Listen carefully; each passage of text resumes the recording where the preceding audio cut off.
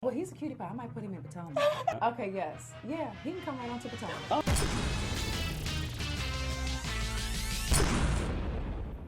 All right, Sky Squad, we are back in the building.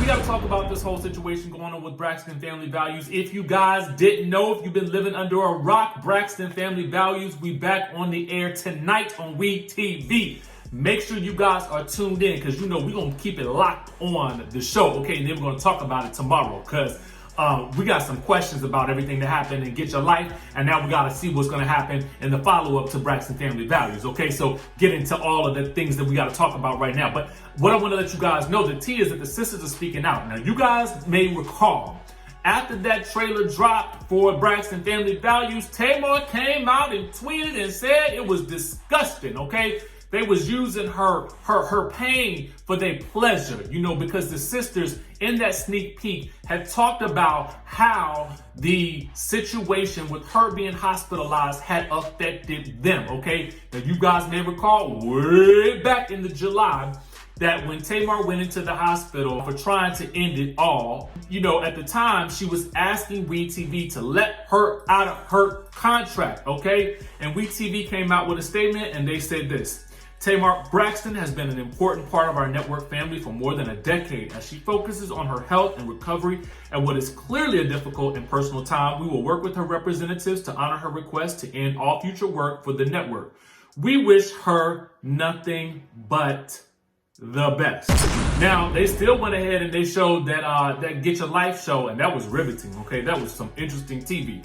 But that left fans with a lot of questions. I know it left me with a lot of questions about how Braxton Family Values would work when she filmed. And according to sources, she was able to film a large part of her parts of Braxton Family Values before the pandemic hit, okay? Now, afterwards, the sisters were able to go back and they were able to film things even after the pandemic. Once the restrictions had lifted, they were able to reconnect. They also filmed some things via Zoom as well. So we'll get to see all of those things play out throughout the season. But, you know, in response to the things that Tamar had to say about her sisters and also blocking all of her sisters, you know, the sisters are now doing press, okay? And we talked about this. We talked about the fact that the sisters were going to have to answer and respond to a lot of the questions that have been raised by Tamar about, was this disgusting? Do they have a right to continue to sort of use her as a storyline as she's sort of indicating that they're doing? Well, they're finally speaking out, and this is what they have to say, okay?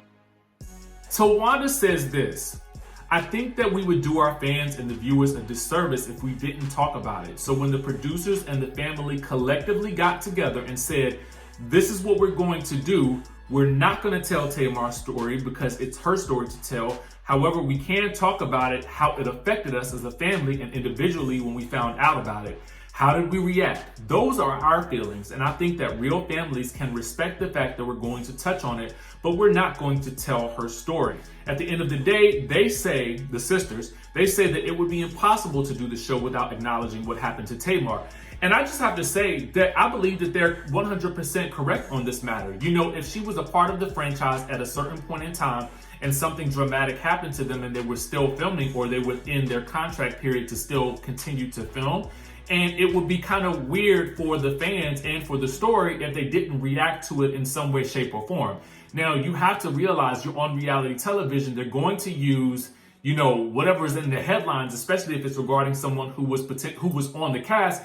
And they're going to use it even if you decided to quit. If you know, okay, if they were still going to air Get Your Life, they were still going to use whatever you went through, okay, as fodder for storyline. You got to know that. That's just the name of the game at this point, okay? So Trina goes on to say, what we can do is give a voice to that person that is like, oh my gosh, I'm in this moment of depression. I'm having these mental health issues, and I feel like I can't speak out. And if this family can go through the situation, get through this situation, maybe I can too.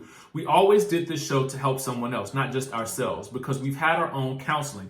We've had our own situations throughout the show, but as long as we can help somebody, there's a reason to continue the show. Now, you guys know that the season premiere opens with a flash forward to the family learning of Tamar's hospitalization.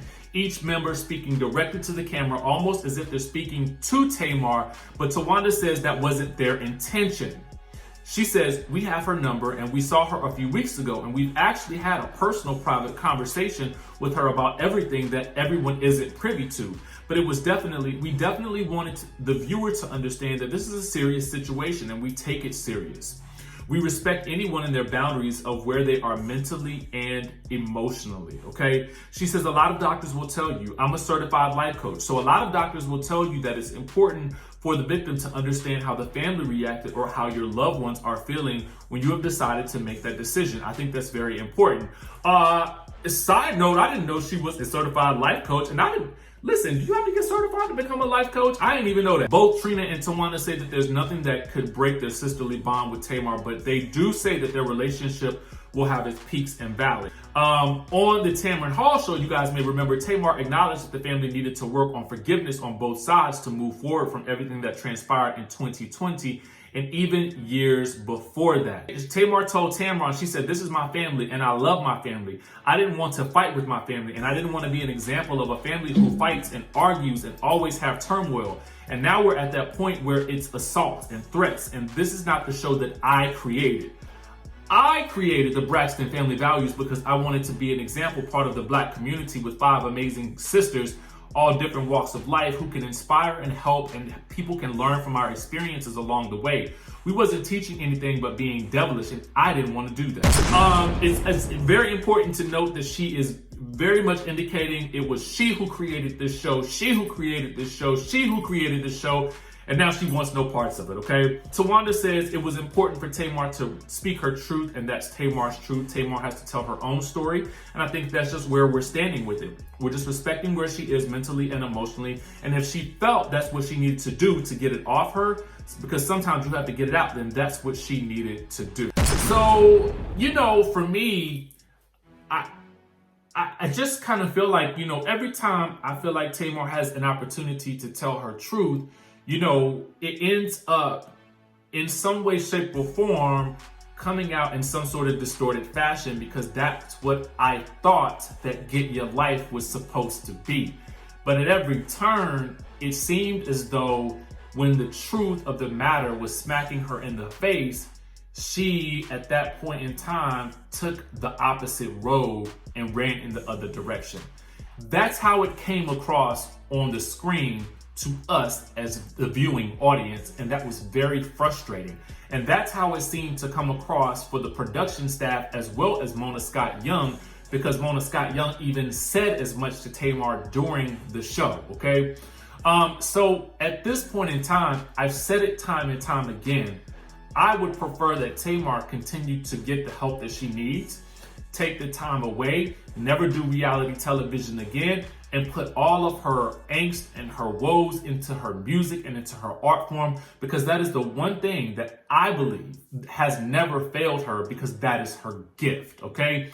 Now, with regards to the family continuing to do Braxton Family Values, do I think that they can go on without her? Absolutely. I think that we have gotten to know them well enough at this point to understand who the players are at this juncture. As long as you sprinkle in Tony here and there, as long as there's still going to be an issue with Tracy and, dealing with, the drama from back in the day, I think that the show will continue to do well, because we have the personalities that we have become accustomed to. And we'll just kind of have to see how they continue to maneuver through all of this as things go along, okay? But what do you guys think? Will you be watching Braxton Family Values along with the rest of us? Let me know in the chatterization. Let me know your thoughts on this season. Let me hear your thoughts on what the sisters had to say, and do you respect their choice to continue to film despite whatever Tamar had gone through at earlier this summer? Make sure you guys chime down in the comment section below, subscribe to the channel, hit the notification bell button, and I will see you in the next video.